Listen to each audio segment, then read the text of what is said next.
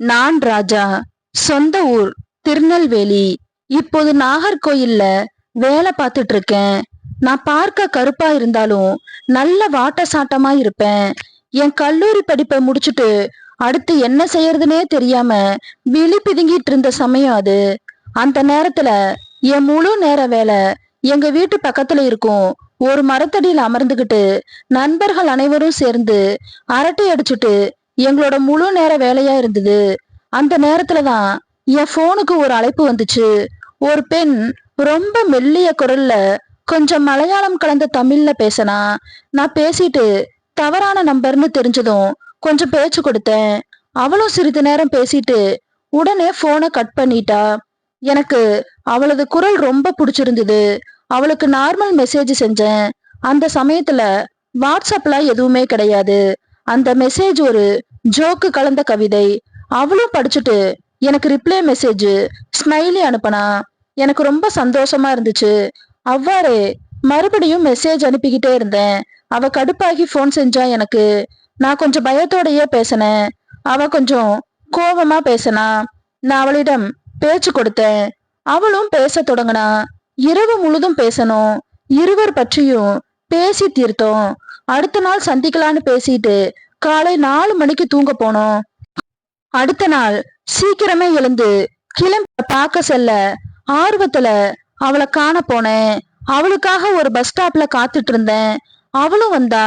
எனக்கு அப்படியே பறப்பது போல இருந்தது.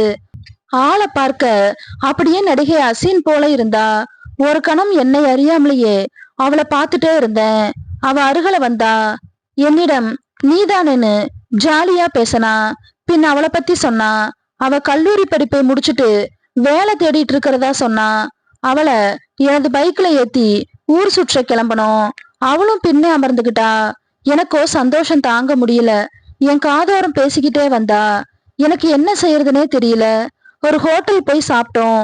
அடிக்கடி அவளை ஓரக்கண்ணால பார்த்து சைட் அடிச்சேன். அவளோ சிரிச்சா. பின் சாப்பிட்டு அவளை அவ ஊரின் பக்கத்துல ஊர் வரைக்கும் கொண்டு போய் டிராப் பண்ண.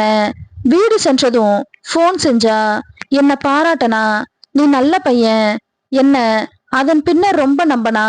அதுக்கப்புறம் இன்னும் அதிகமா பேச ஆரம்பிச்சோம். அடுத்து மறுபடியும் மீட் செய்ய வந்தா. இந்த கேப்ல நாங்க ரொம்ப நெருக்கமாயிட்டோம். அதனால இந்த முறை அவ என்னுடன் வரும்போது ரொம்ப நெருங்கி அமர்ந்துகிட்டா. அவளிடம் கேட்டேன் எங்க செல்லாம்னு. அவளோ உன் விருப்பம், எங்க போனாலும் போலாம். எனது மாமா வீடு பக்கத்துல ஒரு தோட்டத்தின் நடுவே அமைஞ்சிருக்குது. அவங்க எல்லாரும் திருப்பதி போயிட்டாங்க. அவங்க வீட்டு சாவி என்கிட்டதான் இருக்குது. அங்க சென்றோம். அவன் நுழைஞ்சதும் கதவை நல்லா தாழ்பால் போட்டேன். அவன் என்னை பார்த்து பயத்தோட இருந்தா. இருவரும் சாப்பிட்டு மறுபடியும் பேச ஆரம்பிச்சோம்.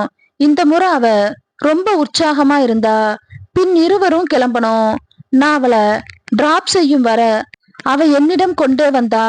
அதன் பின்னர் பலமுறை இருவரும் ஜாலியா இருந்தோம். அதுக்கப்புறம் அவளுக்கு திருமணம் ஆயிடுச்சு. பின்னர் 8 வருடங்களுக்கு அப்புறம் ஒரு நாள் அவளை பார்த்தேன். ஆளே மாறி போயிருந்தா. அவளுக்கு 2 குழந்தைகள் இருப்பதா சொன்னா. மறுபடியும் நம்பர் வாங்கிக்கிட்டேன். அவளும் வாங்கினா. பின் இரவு போன் செஞ்சா. அவளது குடும்பத்தை பத்தி பேச தொடங்கினா. அவளோட கணவரு நல்லா குடிப்பாருனும் அவன் சந்தோஷமா இல்லைன்னு சொன்னா. அவளது குழந்தைகளுக்காக தான் வாழ்றேன்னு சொன்னா. எனக்கு கண்ல என்ன அறியாமையே நீர் வடிஞ்சது. அவளுக்கு ஆறுதல் சொல்லி அவளை தேற்ற முயற்சித்தேன். அவளுக்கு ஏதாவது உதவி வேண்டும்னான்னு கேட்டேன். அவளோ சிரிச்சுக்கிட்டு என்ன வருத்தப்படாதுன்னு என்ன அவ தேற்றனா. என்னால முன்பு போல அவளிடம் பேச முடியல. எங்களது பயணம் இன்னும் முடியல.